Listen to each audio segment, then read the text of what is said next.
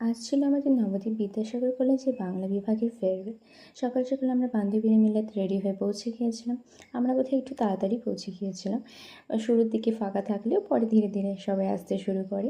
তারপর একে একে অনুষ্ঠানটি শুরু হয়। প্রথমে একটি গানের মাধ্যমে শুরু হয়, তারপর একে একে আবৃত্তি, নাচ।